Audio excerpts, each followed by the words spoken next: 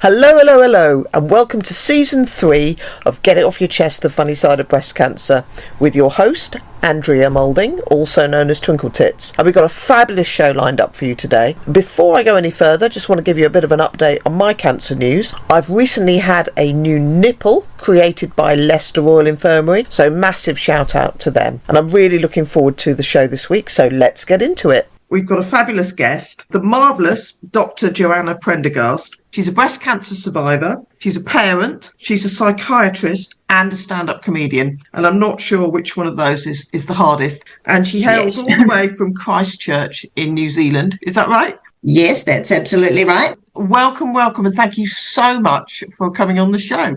It's lovely to be here, even though it's kind of early morning here. I may not be all systems firing yet, but I have had my 2 shots of coffee for the day. So fantastic. Hopefully there's enough neurons connecting for me to be vaguely coherent. Well, like a true Brit, my first question is, what's the weather like? Been unseasonably cold, like everybody's been complaining because it's been about sort of 18 degrees instead of 25 degrees. So we have had some lovely balmy sort of 30-degree days before Christmas, but it has been rather cool.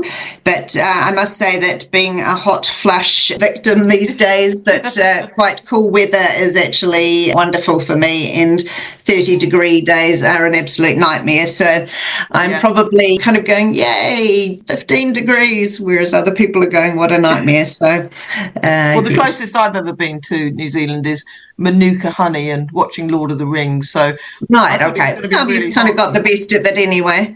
Yes. Could you tell us a little bit about what type of breast cancer you had and your treatment plan? Can I tell it to you as kind of a joke I do about it? I say it's stage 2 breast cancer, which is kind of medium, a bit like how I like my steak. It was grade 3, which is the worst, like a really overcooked steak. Luckily, it hadn't spread to the rest of my body, but it had spread to a lymph node, which is like the perfect steak, except the chef spat on it. So, yes, I had stage 2, grade 3 hormone positive breast cancer, and it was in one of my lymph nodes, and I found that lymph node at the beginning, found both the lump in my boob and my armpit. So, and had a PET scan to check that it wasn't stage 4, which was probably the scariest part of the whole your breast treatment cancer was treatment. I had exactly the same as you. I had spread in my lymph node. I had the PET scan, and I remember standing outside Leicester Royal Infirmary Macmillan Ward, crying. Yeah. Yeah. You know you're living a different life when stage 2 breast cancer is good news. Yes. When you're kind of like teetering on the edge of they kind of are worried that I might have stage 4, and the kind of huge relief when nothing else was glowing on a PET scan. I remember that day very well. And so I had a lumpectomy with a breast lift as part of that, and had almost 30 lymph nodes removed from under my armpit, and had chemotherapy with TC chemo and radiotherapy, and I'm on sort of 5 to 10 years of hormone blockers. Sort of had 2 years of tamoxifen, and now I'm on exemestane for at least 3 years, kind of to be confirmed. So that's been I've just come off mine. Did you have Herceptin injections? No, well, I was initially diagnosed as triple positive. Then they did the FISH test that came back negative. But it was all sort of a bit teetering on the edge. And I think there is some kind of acknowledgement that there are some people who might be sort of just a tiny bit HER positive, but not enough to be fully HER positive, and whether they've got a slightly different beast. So, so that's something I might look into at some point of are there any further developments from that? But well, that's your next appearance on Mastermind, isn't it? You know, yes, your expertise. Yes, kind of slightly HER positive breast cancer. So. For those of you who haven't come across Joanna before, you do have a One Women cancer show. Do you want to tell us what it's called? Yes, so I wrote comedy show during my cancer treatment that I've called Cancer and Cartwheels. And so I have done a development tour in New Zealand, and I'm taking it to Australia in March, April for Adelaide Fringe and Melbourne Comedy Festival, and then probably some other places after that. And so that's basically my cancer survivorship story through a comedic lens, but with some real messaging in it. And the cartwheel story is basically that cartwheels had always been my superpower, and I was kind of like the cartwheel kid when I was a kid. Spent most of the time doing cartwheels and gymnastics off people's sofas and things. And so the cartwheel story is basically that I couldn't do a cartwheel at the end of my treatment, whereas I'd always been able to do one even in my 50s.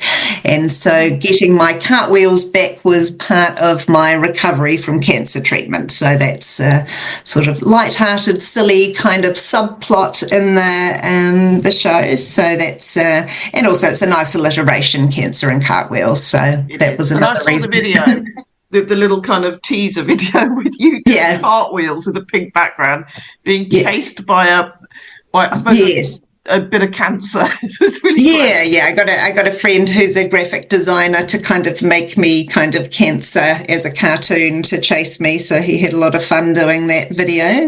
But and cartwheels are also kind of a metaphor for the chaos that we go through when we're going through cancer treatment, of spiraling out of control and not sure where we're going to land. So the house, isn't it? That's just yeah, absolutely brilliant metaphor. Without giving too much away of your show, because I'm sure people are still going to want to come and see you, especially after hearing you on the podcast. Can you give us a taster of some of the things you talk about? You mentioned hot flushes. I've seen the joke of if you time a hot flush right, you can defrost a frozen chicken for dinner. So that's the sort of vibe of the show. Is Chortle did a review when I was in Edinburgh and said I had chipper charisma. So I think that's my vibe in the show as well, is chipper charisma of charisma. I like it. Upbeat positivity throughout all sorts of things. Another example, I guess, is that I had a lumpectomy, and as part of that kind of had a breast lift. So I've got a perky B cup on this side and a semi-flaccid D on my non-cancer side. So I talk about having a millennial boob and a boomer boob, and then having generation wars going on in my bra. So it's sort of taking things that would otherwise be difficult and distressing, and trying to put them through a comedic lens to find a silly way of talking about it that's fun.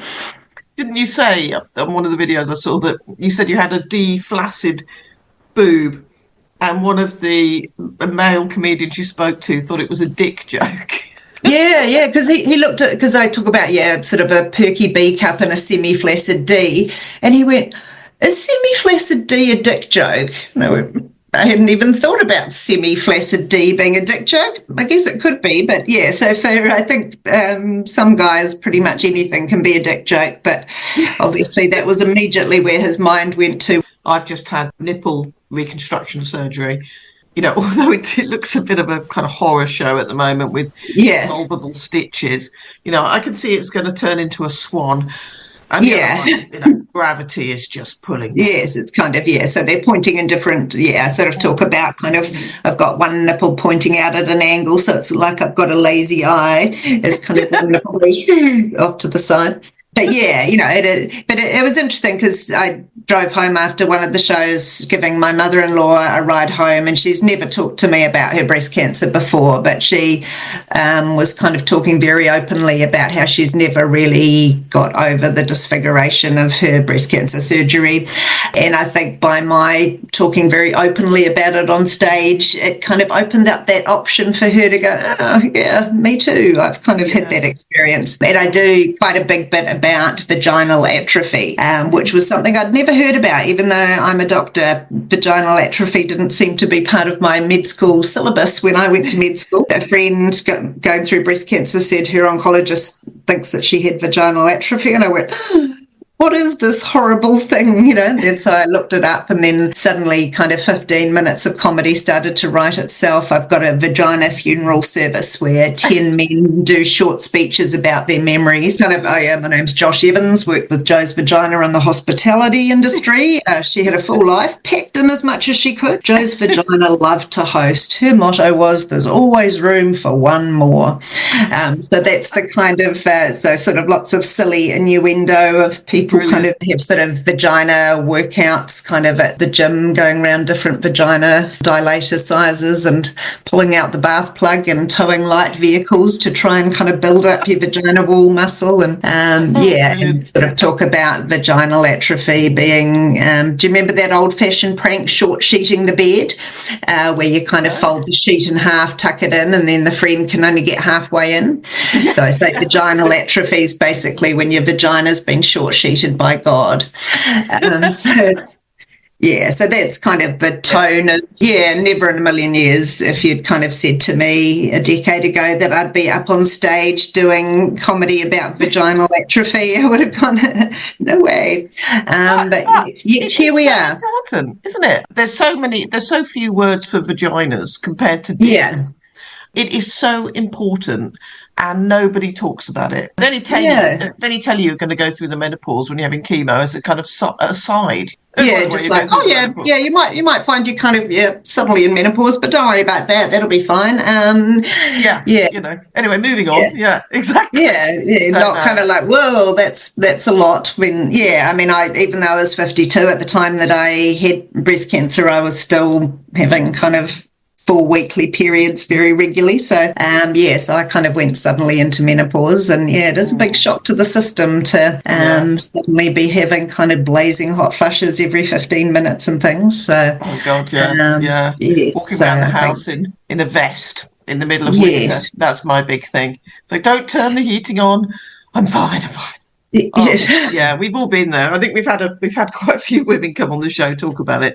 But although I've just started on, I don't know if it's in the UK yet, a medication called Veoza is the brand name, which is new development in hot flushes that works kind of centrally on the thermoregulation centre in the brain. Unlike kind of most of the other treatments for hot flushes that are just trying to kind of manage the symptoms using off-label medication, this has actually been devised specifically for that, and it's like a magic wand. It's just kind of like my brain now goes, oh yeah, you're not hot, you're fine, carry on. And so I don't think I've had a full-blown hot flush since I've been on it. Singing the praises of Veoza. Veoza, right? So so Veozah. So it's in Australia and the States. It hasn't arrived in New Zealand yet, and it's probably on the kind of wait list with the NHS too, I'd imagine. But probably just a bit of this is a paid partnership with Veoza hot flush medication. Throughout my show, I have a lot of paid partnerships because I got a critical trauma life insurance payout. So I kind of say that this comedy show is a paid partnership with IAG Life Insurance. Ding. So if I did have paid partnerships with all the things I refer to, then I would have no funding issues for touring the show all around the world. So I may need to look into that. I think you should. I think as soon as you finish talking to me, get yourself a spreadsheet and think of all the brands like Replen's vaginal moisturizer can sponsor me as well. So refer to them. What's that one? I put it in my book actually. It was my friend had terrible vaginal dryness, and she told me that some woman had used a cream on cow's udders. Ugu, I think, is really popular in Australia for radiotherapy, burning, and vaginal. So I think it's a cow udder cream that then has been kind of repurposed as a fix-it-all for the human body as well. So that's another affiliate link we're going to put. Yes, kind of, I think in Australia I might see if I can get sponsorship from Mugu. But no, I think there is a lot of kind of, like I was saying before, there's a lot of gaps in service because I don't know what it's like in New Zealand, but in the UK you go in, you're like the broken table, and they put you together, fix the body, but there's lots of other stuff Absolutely, yeah. Sort of took quite a lot about it's not just surviving cancer, it's surviving well. And a lot of those things like kind of preventing lymphedema and sort of cold capping to prevent chemo baldness and icing hands and feet so you don't end up with long-term neuropathy and sort of managing post-surgical pain syndromes and, all of those things. If you get in kind of early and kind of manage these things before you end up with kind of long-term disability, then your quality of life after cancer is so much better. So it, is kind of hugely important. So I sort of went into cancer treatment as a patient and came out as a bit of a patient advocate, kind of making noise about all these different things. Yeah, so, I think that's another kind of good thing about having a comedy show and sort of being a doctor as well. I've kind of got quite a lot of health messaging dotted through the show to sort of increase awareness about things, like kind of whole section about dense boobs, because I've got extremely dense boobs, so that's why my cancer was missed on a screening mammogram. I had a reportedly normal mammogram 5 months before I was diagnosed, before I found a big lump in my boob and my armpit, have extremely dense boobs, which mammograms miss about 50% of cancers in women with extremely dense boobs. Kind of knowing your breast density and perhaps seeing if you can get some extra imaging over and above a mammogram if possible, or being super vigilant at checking your boobs. Because did you know, had you heard of dense boobs before you? Well, I actually had, because I'd had a biopsy 2 years earlier, which sort of came back as normal, but it was in exactly the same spot that the cancer grew. So there may well have been a few little cells there that just weren't captured in the biopsy. And I do remember the report saying I had dense boobs at that time. And interestingly enough, at my routine mammogram 2 years later, I said, when I've got this extremely dense boob, shouldn't I be having an ultrasound or an MRI? And they went, oh, no, mammogram's fine. But mammogram wasn't fine. So in hindsight, it would have been good to make more noise about that and said, I'll kind of pay for an ultrasound, please. So I was aware of that, but as soon as they said you'll be fine, I kind of just went along with that rather than going, no, actually, I don't think I will be. I'd like an ultrasound, please. Yeah, but it's hard to advocate for yourself. I mean, you're a doctor, and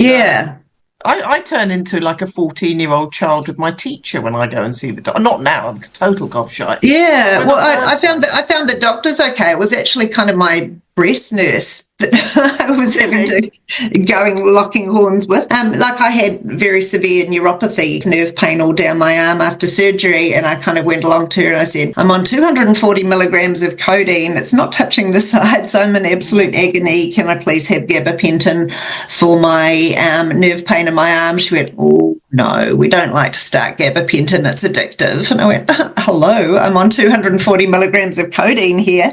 That's kind of addictive. And I said, it's really common for women to have kind of nerve pain after breast cancer surgery. And she goes, oh, we don't really see that here. And I went, really? Okay, it's about 60% of women in the research. So are you actually asking women if they've got nerve pain in their arms? And she went, probably not, but we don't really see that. We don't like to do that. And, there was so much kind of gaslighting about my pain and that kind of nobody else seems to have this. So you must be the problem here. Yeah, you're the troublemaker.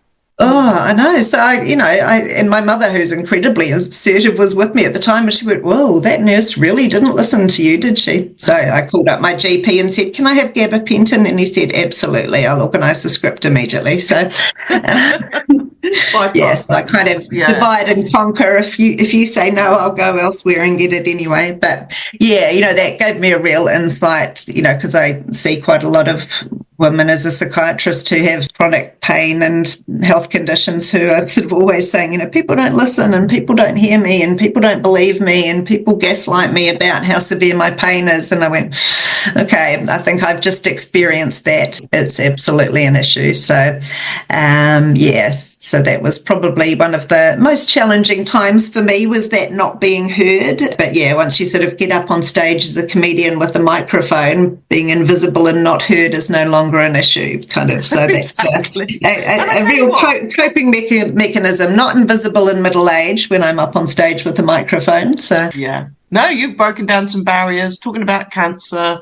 Like you say, we're both middle-aged. And I think you get past that point of not really caring what the doctors and nurses say and having that. Yeah, no, exactly. And kind of not really caring about being a troublemaker and a squeaky wheel, because if it's going to be important for your own health and important for the well-being of other people by making noise about things, then I'm just going to make noise. So definitely be regarded as this breast nurse is kind of a patient from hell, I think, with all the noise that I've made with her. And well, that's another tour name, the patient from hell.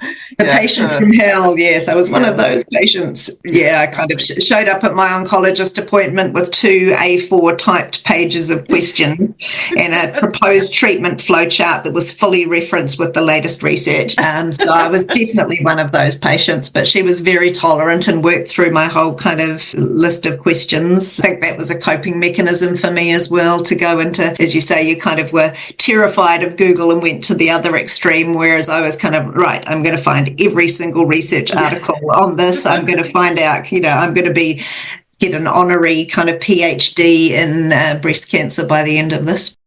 I don't want to steal all your fabulous stories that you've obviously got in your show. I'm hoping that our listeners are going to have had a very, very good taste of the sort of thing to expect. Just remind everyone where we can come and see you. And obviously we want you to come to the UK as well. Yeah, no, definitely. So I'm going to be at Adelaide Fringe from the 11th to the 15th of March, and then at Melbourne Comedy Festival from the 31st of March to the 6th of April. And then I'm going to be doing my show in Auckland and Wellington in May, with kind of details of that coming out a bit later. Then I will, at some point, kind of over the next few months, I will work out what happens in the second half of this year in terms of where else I might take the show. So, well, come to the UK, because I'd love to meet you in person. Yeah, no, definitely. Well, I had a lot of fun at Edinburgh Fringe last year, so I will hopefully kind of bring it to Edinburgh Fringe at some stage. So, but yeah, and I'm working on my third show at the moment, which I might bring to Edinburgh Fringe as well. So we'll have to wait and see. But yeah, my website is drjoprendergast.com, and Dr. Jo Prendergast comedy is my social media handles if anybody wants to see what's going on or see what the latest is with the shows and things. You've been an absolutely fantastic, I keep saying fantastic, Yeah, it's a good word, fantastic. I'll happily accept fantastic. So anybody who's out there wants to go and see Joanna, you can see that she's all over the place and will be coming to Edinburgh hopefully sometime this year. So if anyone wants to get in touch with us or come on as a guest on the show, our email address is stories@tittytowers.com. We are finding that sometimes it goes into spam because Microsoft is a bit of a prude. So doesn't like the word titty kind of in an email equals kind of sort of soliciting porn. Exactly. We're on Instagram, we're on Facebook. And if you like the show, please leave us a review. If you don't like the show, don't leave us a review.